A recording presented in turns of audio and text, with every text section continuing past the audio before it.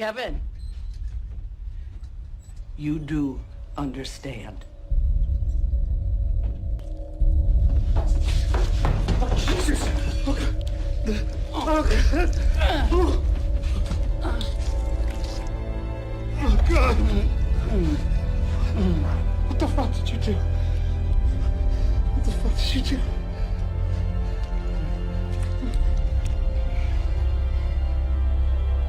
You understand. Okay, we're back. Welcome back. We're doing the Leftovers reviews. This is Ethan here in America, and I have Benji over in England. Benji hasn't seen the show at all. I've seen the show a lot. It's 6 years later, a Leftovers chat. The last episode was Solace for Tired Feet, but today we're talking about episode 8, Cairo. I think it's a game changer in episode. And before we get started, Benji, did you like it? Yeah, I did. It was hard not to like. Yeah, I got really excited for this episode and basically forced Benji to watch it over the internet with me at the same time so I could see his reactions, and I was not disappointed by the reactions. No, I wasn't disappointed by the episode, so it's a win all around. And I think he wanted to talk about it after it was over, but I had to go, so I left him kind of with his mouth agape, and I was just gone. Yeah. Okay, so I'm going to do this one a little differently. During the review, I'm going to do the cold open up front, and then after that, I'm going to go by character, not by the linear order in which they showed what happens to the characters. Okay, here we go. Episode 8, Cairo. We open with a montage of Patti preparing for an event in the church as Kevin prepares his house for a family dinner. Patti is laying out clothes, and Kevin is setting the table. All over a gospel choir singing, "There is trouble all over this world." At a meeting with Patti, Laurie is given an assignment to carry out while members of the GR bring Patti notebooks full of people's comings and goings. Nora is nice to Meg and another GR taking notes on her. Over the Sam Cooke song "Dreams to Remember" and a dog barking, Kevin, Nora, Jill, and Aimee try to have a nice dinner and get to know each other. Jill cannot help but go after Nora for the gun she knows Nora used to carry around. Nora says she no longer has a gun and lets Jill check her purse. There is no gun in the purse, but Jill does not seem satisfied and apologizes anyway. Outside, Nora tells Kevin not to fight with Jill after she leaves. They have some tender words and a kiss. Aww. You got any reactions there to dinner? Yeah, well, I mean, to dinner and the other half of the cold open, which is the GR activities, a couple of things on a technical note. I pointed out at the time there was some really nice use of the graphic match between Kevin laying out the table and Patti laying out the clothes. It was very nicely done. What is that exactly? Graphic match? Well, graphic match, it's been a little while since I studied this one, but it's where, how do I describe it? It's where you see, so I'll use an example. Patti brings that, it's like a bag in, right? And she drops it down and it cuts kind of exactly at that moment to Kevin dropping like a turkey onto a board for cutting up. And there's like a moment when Kevin is kind of laying out the tablecloth, and there's a cut around that time to Patti's either before or afterwards where she's laying out the clothes, but it cuts to Kevin and it kind of looks like a continuation of the same shot, but we see it actually changed location. So it's where there's two shots in a row, and the first one there's a physical visual thing happening, and when we move into the subsequent shot, it feels like that action and movement is continued, even though it's through a different medium and a different object. Visually, it looks the same. It's a graphic match. Gotcha. Nice. I hope that's the right definition. Okay. Yeah, and the cold open. So the only other thing that really stood out to me while I was watching this was just how dependent the plot of The Leftovers is on the fact that we can actually read the handwriting of the GR.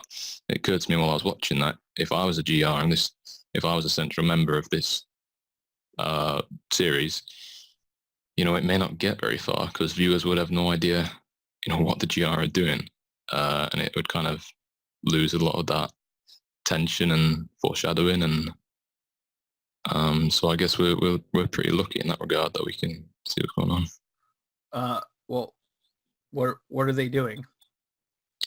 Well, just when they're writing down their messages to each other, and Laurie and Patti are talking to each other, and it's a pretty big kind of indication of the weight of the situation and what's going to come next, and it gives us an idea of what's going on.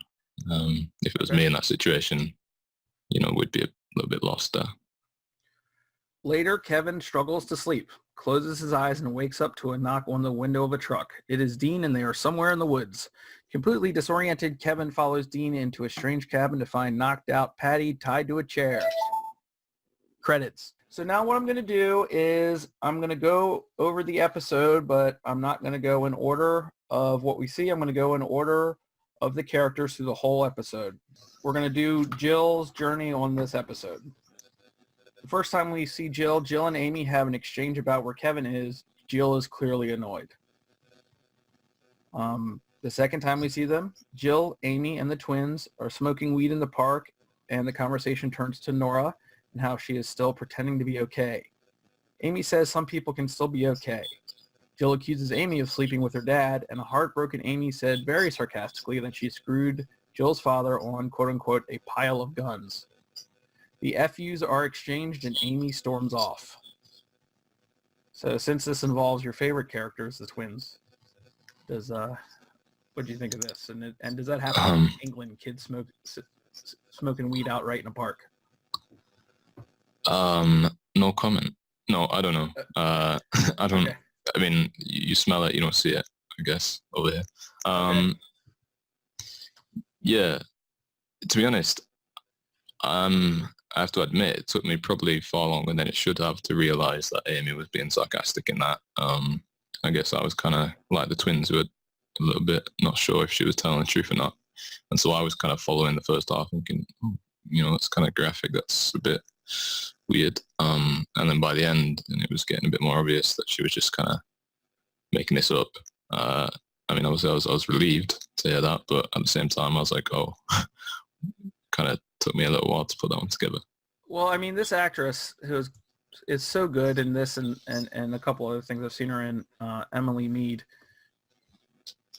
I mean, I heard that people, while they were first watching this, did not think she was joking, but I could tell. I think I could tell from the amount of hurt and the crying that was going on that at this point, these are teenagers, and I try to remember what it was like to be a teenager and how much anger can be there. And when you don't know what to do with it, it comes up and you say things that just hurt people. So, yeah, I guess she thought that, because Jill was bringing up the gun so much that her and her father having coitus on a pile of guns seemed like the thing to hurt her the most. And I don't know if Jill believes it either. You know what I mean? I think these two are just coming to a break in the relationship. The next time we see Jill and the twins, they break into Nora's house. While the twins douche around the house and mess with Nora's Kevlar vest, they found Jill searches upstairs and finds Nora's gun in a child's game called Trouble that was under the kids' beds. She cries at the sight of the found firearm. Anything there? Well, doesn't Jill remark in the scene previous, we were just talking about that, or maybe it's Aimee who says this, but somebody says if you find the gun, nothing will be the same again. I'm just wondering if you could help me understand why, why is it such a big deal for Jill to find the gun? Do you remember that line? When they're talking and they're saying, you do realize, like, if you go and you do find it, then well, it's going to be a pretty significant change. I do remember, and I think that there's so much emotion wrapped up in these that sometimes the people aren't saying what they mean to say, and maybe with characters that aren't so completely fleshed out, like Aimee and Jill. I very much see this episode as a way to not have Aimee in the family anymore. She's a character, I believe, from the book. She's not in play much. And I think when it comes to Jill and your specific question, the big looming question here is, can anyone be okay? Is everyone completely broken? And by the end of this episode, I think Jill thinks she's completely broken. And you can follow the through line with her going through all this, teenage outburst with Nora at dinner and having the gun not be there. And just to find out that she was lying to her. Jill has Nora down, right? She knows she's not okay. She knows that no one is okay. And when she's starting to take that worldview of no one being okay, which we'll get to later with Patti and Kevin, I think I lost my train of thought. But do you understand what I'm saying? Yeah, I think so. I think there's some kind of faith that she's putting in Nora just for a little bit, but she knows that it's BS, and knows that you don't have to lie to me to say that you don't have a gun ever. Maybe you could have just said, I don't carry it around with me anymore.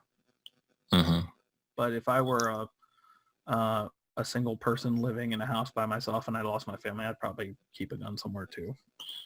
Yeah, well, I mean, in that light, Jill is perhaps looking to Nora as kind of projecting her own kind of character onto Nora, and I don't know, maybe she's thinking that if it's true and Nora has managed to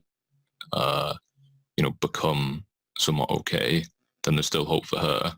So finding that gun is kind of it's an indication to her that she herself is not going to be able to become okay because Nora hasn't, and if she's putting her, like I said, putting her trust in that, then that moment is the betrayal of that trust.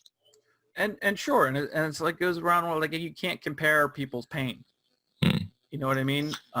Nothing. Your mother walking out, I feel like I can say, is not compared to all of a sudden 3 members of your family disappearing, including your kids. You know what I mean? So, yeah, I think you're right. I think I'm right. I think we're all right. Yeah, and it is interesting that Jill seems to see through Nora's okayness, because we've seen previously Nora was supposedly healed by Wayne, and the fact that Jill is now kind of seeing through that facade is an indication that that healing process from Wayne perhaps isn't as solid as we were potentially thinking it might be, and it's a band-aid rather than a true healing. And let's not forget the fact that this is the first woman Kevin has brought home since her mother has left, and that can't be. I know from experience that's never a good scenario. Okay, so the next little bit is a Nora update, because it goes within the Jill update. Nora comes home after being at Matt's. We'll talk about in a minute. Nora comes home and hears Kevin's very garbled message. She also finds her gun Jill had left at the top of the open game in the kid's bedroom. So, I'm pretty sure Nora knows right away it was Jill.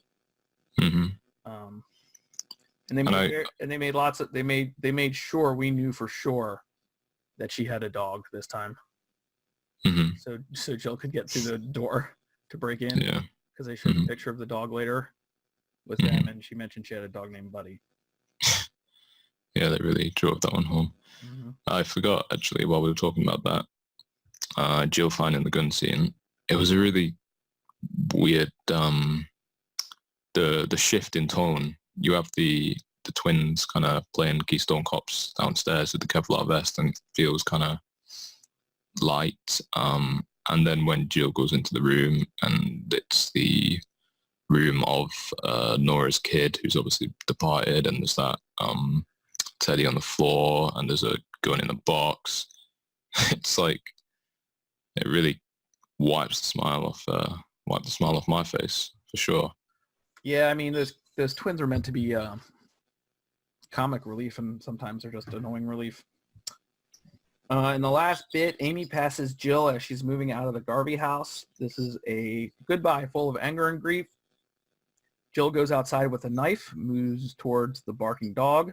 She does not kill the dog, but instead cuts him loose and sends him away. Now, I remember watching this with you. This is why I wanted to do this. See your reaction with your hand over your face, like, oh, she's going to kill that dog. Oh, my God, she's going to kill the dog. Yeah. And I really did believe she was going to kill it. And that would have been, I mean, think about what happens if she kills that dog. Well, she's just taken after her father. There's no going back, right?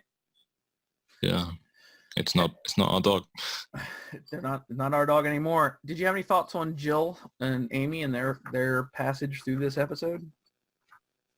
No, not really. It makes some sense what you said about the plot reason for Aimee disappearing, and it also, well, not disappearing, but moving out, and it also facilitates a plot development that comes further in the episode, which I imagine we're going to get to in a second. And this is very much this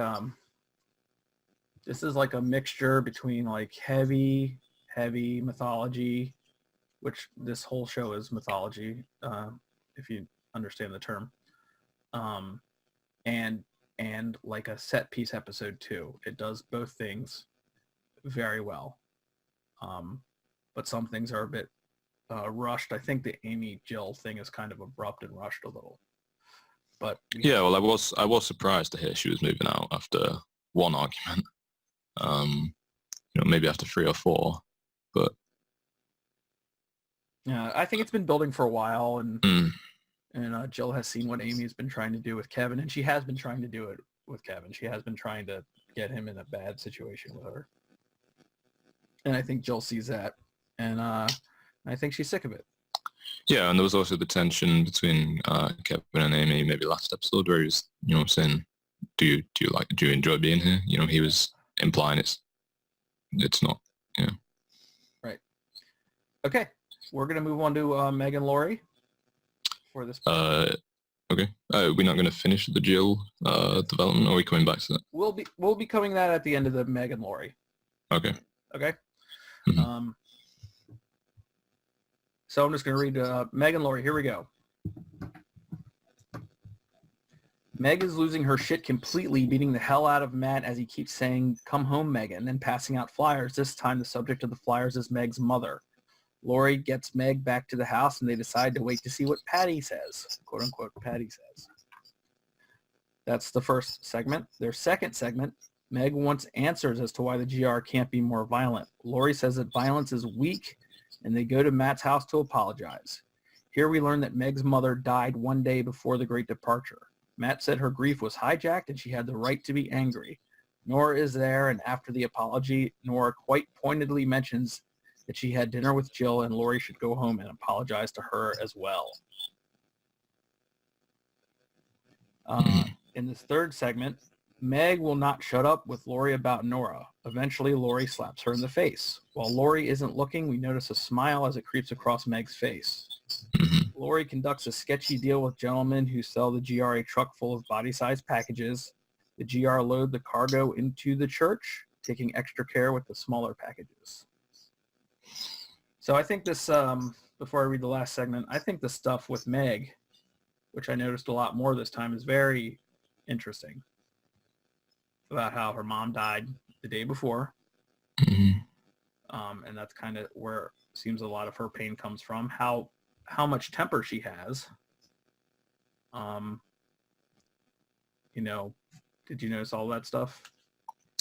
Yeah, I did. And it also kind of revealed to me how Meg is, in comparison. It kind of reinforced that Meg is still one of the more inexperienced GR members, and she's still prone to breaking her silence occasionally, and she's not quite as controlled as Laurie, obviously. So, it kind of reminded me of that. And I think while we were watching this part, we both noticed that smile. That was the first time I noticed that smile off her face after she got Laurie angry at her enough to slap her.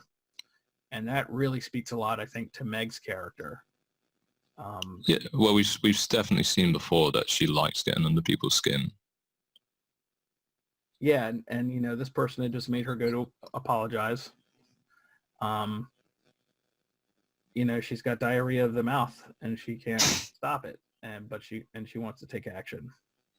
What do you think? Well, I think you're pretty smart. I don't want to go fully into what the GR has. Do you think you know what the GR has in Memorial Day? You know, I don't want to say it. Either way, I'm not gonna confirm or deny anything. Right. So I would like to hear what you think. Something very messed up in a way only the GR can manage to do. Okay. And in the fourth segment, back at the GR house, the members ask Laurie, is tomorrow still a go in the absence of Patti? Laurie says the event is still on. As Laurie sits in Patti's chair studying the Memorial Day event book, there is a knock on the door from the new recruit asking if she can stay there. Laurie's heart sinks when she looks up and sees that it is Jill. Yeah. I mean, what is one to do? I mean, you have to figure out, does she genuinely want to be there, or is she just wanting to be near her mother? And I think for just a little while, she's gotten her brain to the point where she wants to be there.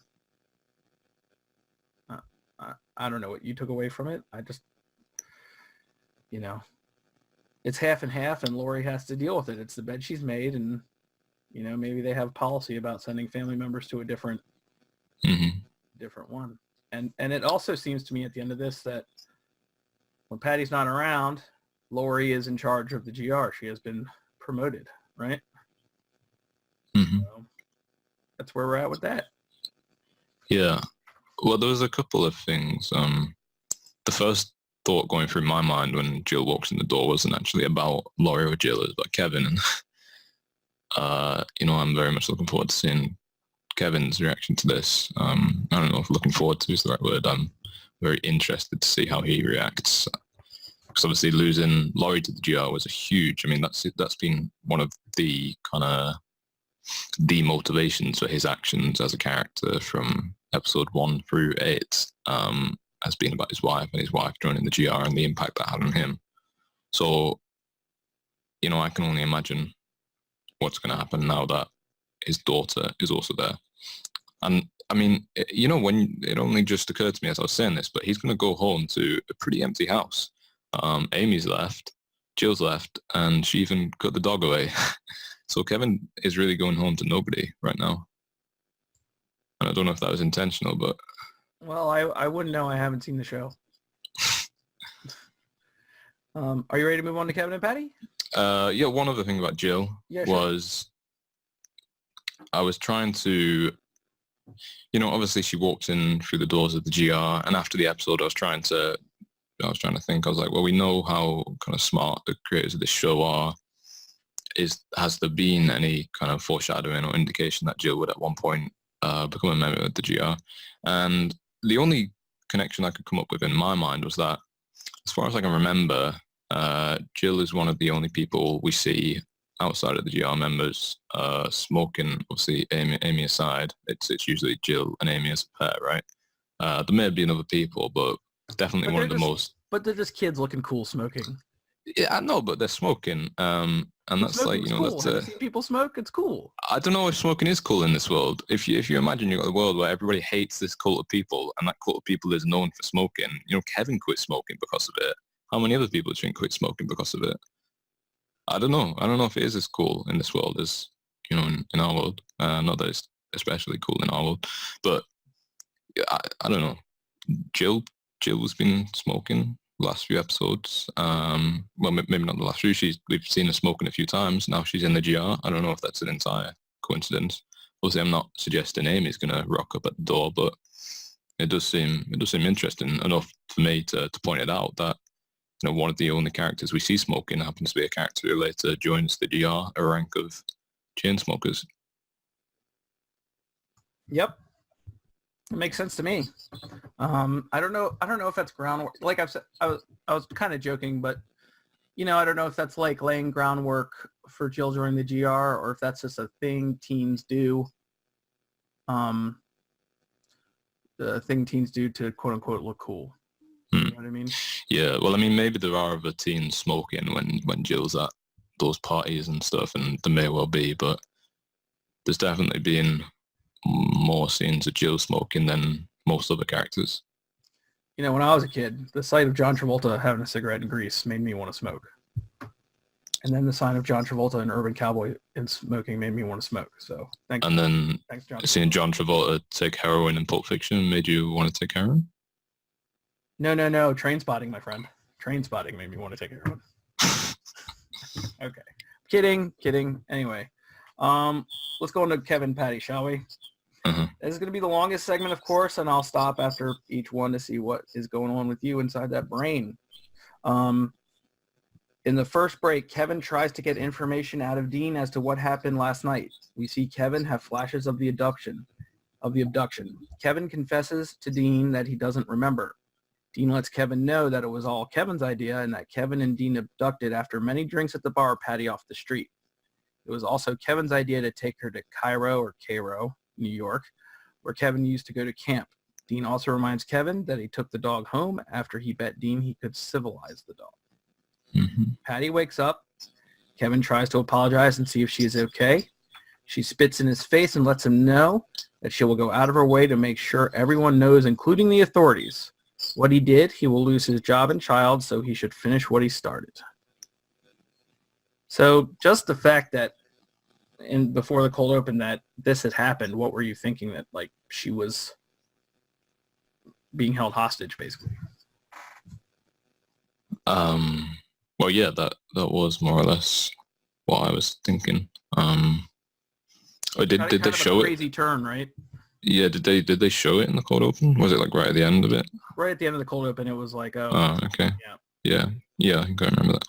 Well, you know, for the last however many episodes of this, I've been doing my best to point out each episode how it seems to me each episode there's a main kind of plot line or motif that's running through each of these episodes in which we see people or objects go missing. Obviously, one of the central themes of the show is loss, and that I feel like that's represented by these things going missing in episodes. So we've had stuff like Nora's guest pass. We've had Kevin's dad went missing in one episode. We've had baby Jesus go missing.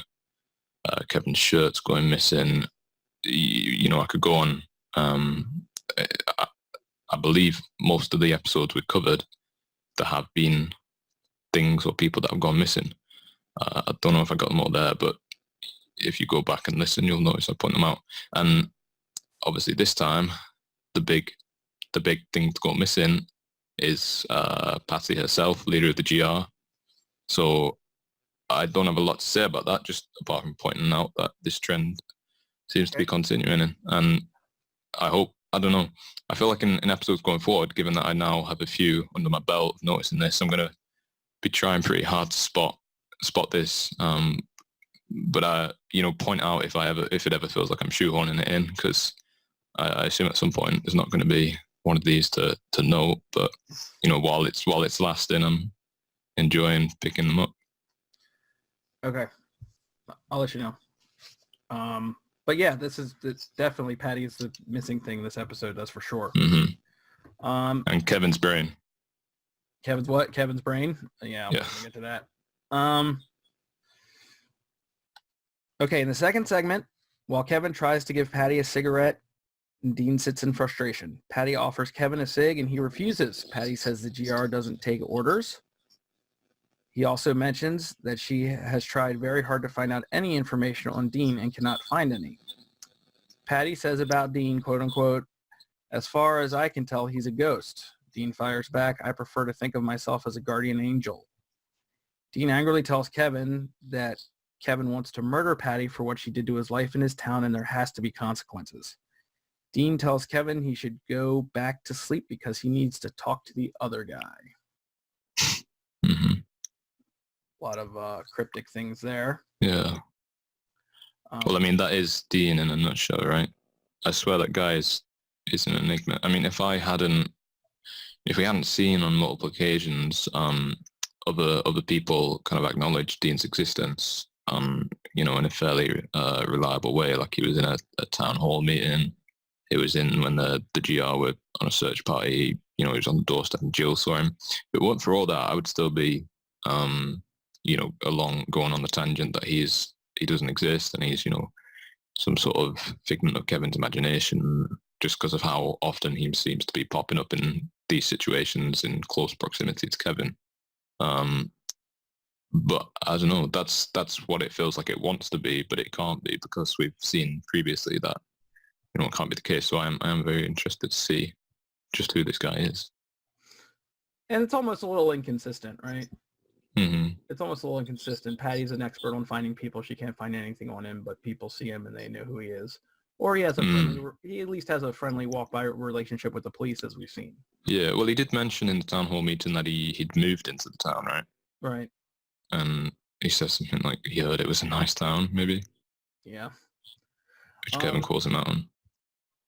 Okay, in the third segment, Kevin leaves a desperate message on Nora's answering machine. He says he did something stupid and he doesn't know what's happening to him and he needs her. Then Kevin notices one of his missing white shirts nailed to a tree in the forest. And then he notices all of his shirts nailed to different trees all over the forest, surrounding what looks to be a recently used campfire. He rages and punches trees as he realizes he has been sleepwalking up here for a while and placing his shirts on the trees. And he struggles real hard with this new information. When he gets back to the cabin, well, wait, let me stop there. I noticed this was another scene where your head was kind of exploding as we were watching it, right? Mm-hmm. Yeah. Yeah, well, what can I say? Justice for the laundromat, right? They must be feeling so vindicated right now. Yeah. I was half expecting him to pop up. Why did the guy say you just came and got these shirts yesterday? Anyway. Mm-hmm. When Kevin gets back to the cabin, he finds Dean has taped a plastic bag over his Patty's head to suffocate her. There is a fight between Dean and Kevin as he tries and succeeds in getting the bag ripped off her head.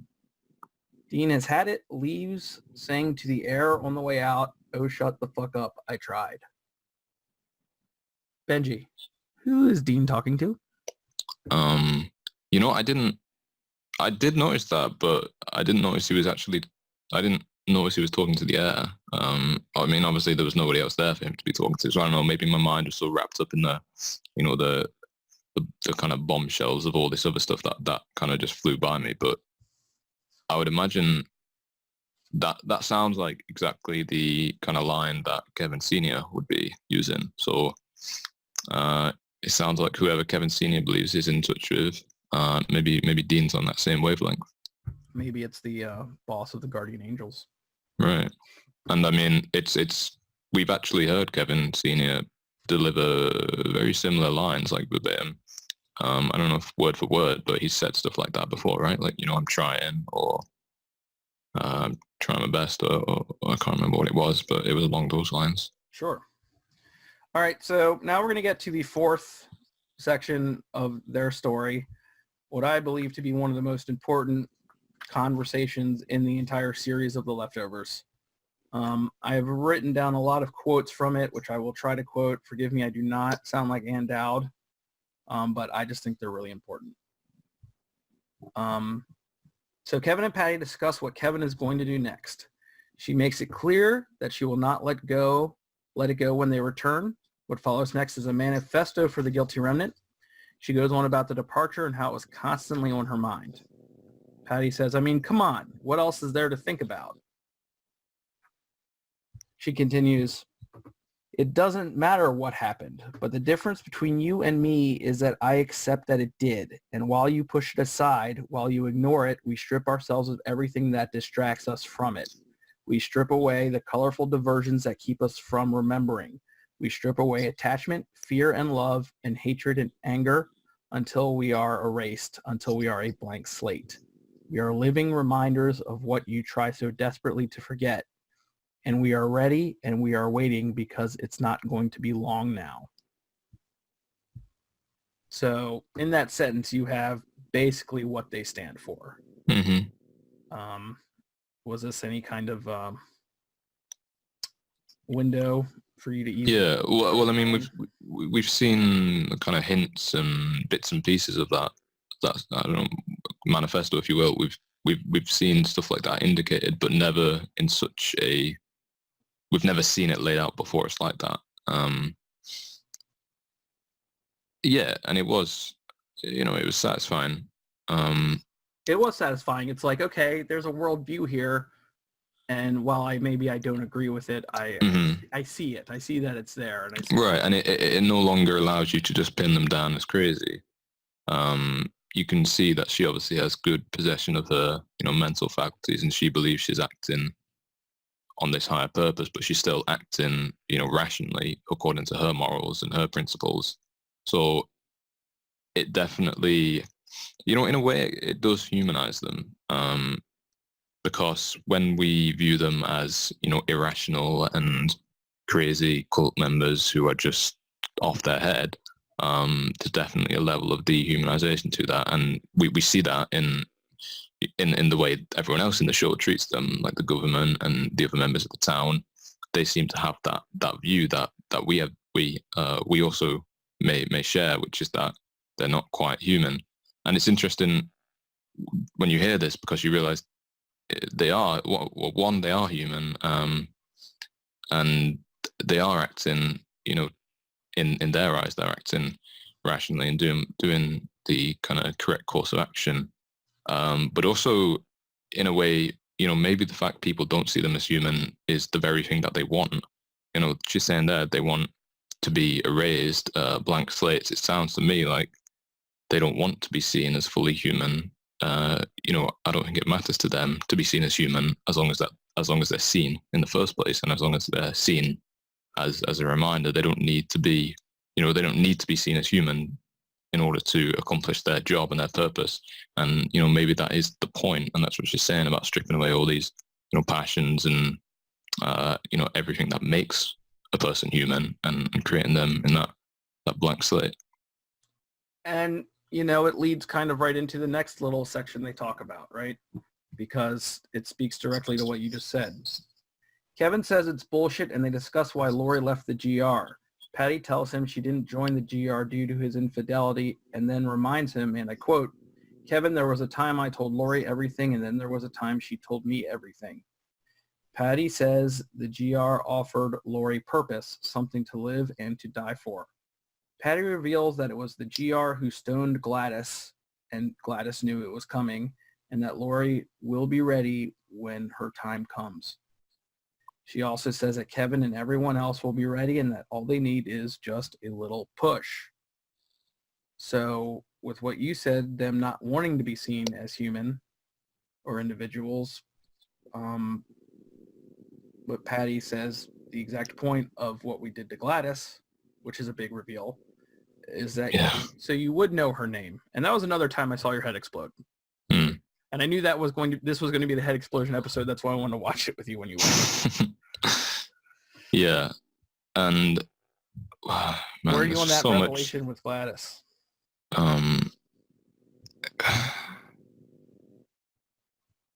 Well, for one, it seems kind of a little ironic. I mean, ironic maybe isn't the best word. A contradiction is perhaps better, or hypocritical. Because we see earlier in the episode, when Meg gets angry and she gets violent at Matt, and Laurie pulls her aside and says, we don't kind of believe, well, she doesn't say we don't believe in violence. She says, but along those lines, as she's saying, we don't believe in violence. Violence is for the weak, right? That's what she says. Except from violence is for the weak unless they're violently executing one of their own, which seems definitely a slight contradiction there. I'm not sure how they're just... And keeping in mind what you said before about humanizing them, this starts to veer off into some very cultish like behavior, but actually a bit more calculating than the mass cults in history seem to be. I think anyway, like doing this specific thing to this specific person to get a specific point instead of, mass suicide or something like that, or whatever is being planned for Memorial Day. It's to disrupt something that's for a purpose. Yeah, and it does make me wonder, with what happened to Gladys, is that something that the entire GR would have been in the know on? Because, given Laurie's reaction to it, she was definitely, she had the whole kind of panic attack right after they discovered Gladys, right? So that seems to indicate that Laurie wasn't on the inside information on that, except from, we've again seen this episode that she seems to be one of the higher up members, and she's kind of assuming leadership when Patti's not there. So if Laurie doesn't know and she's like second in command, how many of the GR did know? Was it just Patti and Gladys between them? Did Patti hire people who weren't GR to do that, or did she kind of orchestrate that? There's still a lot of questions in terms of the actual event itself. And well, I have some book comparisons to do with you, but I don't want to do that till the end of the season. mm-hmm. But you're right. It doesn't seem like Laurie is in on it. And it's one of those things where they say they don't have leadership or no one tells them what to do, even though there are little pockets of it popping up around everywhere. I think that it is, I feel like this was the first time Patti had done this particular operation, and her plan was to, at some point, keep it going with different members. And as they got to their highest level, or their highest level of confidentiality with each other, then that person would be the next to do it. Right, because she mentioned, it's getting a little bit hazy in my memory, but doesn't she mention that this is what Laurie had agreed to at some point? Well, no, she said she gave Laurie a purpose, something to live for and to die for. I don't know if Laurie yet knows that it's to die for. Well, I'm going to maybe just try and see if I can find that bit, because I'm sure there's a bit where she says, because obviously she says Gladys was aware of it, and I should probably just check this, actually. If you just give me 1 sec, I've got it open right here. Why don't you play it out loud real quick? Did you murder her? She was okay with it. And when Laurie's time comes, she will be okay with it too. And it's coming. But then she goes on to say it's coming for us all. Yeah, maybe. Yeah. I just remembered that line. I couldn't remember the exact context of it. So maybe I just don't know yet, but it doesn't seem to me like at that point Laurie has decided to give up her life for the GR. Yeah, no, and I agree. Given what we were talking about before, I just thought I'd point that out, because in my memory it was they talked about Gladys and they said she was okay with it, and then the line after that is, and Laurie will be okay with it too when her time comes. So I guess actually when I say that out loud, it makes it sound like Laurie doesn't know yet. She's saying she will be okay with it when her time comes. So yeah, I would imagine she doesn't know at the moment. Okay. After that, Patti says that while Kevin won't kill her because he doesn't have the balls, she wants him to finish what he started. She wants him to say he understands. And I want to say, I think she means, she wants him to say he understands her worldview. And I think what she really wants to say is the fact that he has the same worldview that she does. But he's bound, I personally think he's bound by this law and order idea, family man, police chief brain that tries to fight against that. But I kind of think, it's constantly on his mind too. But that's me. I think that might be one of the reasons why they are at such loggerheads, is because they're alike in some ways. Yeah, well, they definitely are alike in many ways, worldview aside. But it's definitely true that the whole course of this season, Kevin seems stuck. He does seem in a place where he's not able to move on. Maybe all he needs is a little push. Yeah, maybe. Well, I can't work out, though, if that's because See, for Patti, the motivation is the departure, and that's what she is stuck on. But I'd always assumed that it was Laurie for Kevin, and that's what he's so kind of, that's what he can't stop thinking about. Maybe it is the departure. I don't know. Patti then recites the second stanza of a poem by W.B. Yeats. I think it's Yeats. And the poem is Michael Robartes bids his beloved be at peace. I don't want to say it because Ann Dowd does such a better job at it than me. It would be sacrilege from my point of view to recite it. What's the poem called, sir? It's called the poem is called Michael Robartes bids his beloved be at peace. And it is a poem about a man reciting a poem for his loved one who is dead. Great line in it. The horses of disaster plunge in the heavy clay. I don't know what it means. It just sounds, gorgeous. Finally, Patti says that Kevin doesn't need to hide from her. That's another reason why I think she thinks he thinks about the world the same way she does. Kevin resolves to free her and says he will deal with the consequences. He cuts loose her ropes and tells her he doesn't understand her. She stands up, grabs a piece of broken glass, tells Kevin, "You do understand," and plunges the glass into her own throat. As she lays there bleeding to death, she says to him, "You do understand." And that's the end of the episode. It's a pretty heavy one, man. First time I saw that, I was like, what? You know what I mean? Mm-hmm. So, well, it's in a way it's good because in my mind, well, it's not good, but in my mind, it was going to take another, at least until the end of the season, for an event like this to happen. So that definitely leaves me wondering how they follow this. We still have 2 more episodes to go, and I like that it's moving at pace because now that these events have transpired, there's so much more that can come after that now, versus if we'd spent the next 4, 5, 6, 7, I don't know how long episodes building up to this. I'm sure it would have been a great payoff too, but this allows us to move into a higher plane. And we got 2 episodes left, and tomorrow's Memorial Day. Mm-hmm. So what's gonna happen? I don't know. I've never seen the show. I'm excited. I should mention that when Kevin stands up with a knife and he goes to, it is a knife, right? He goes up to free Patti.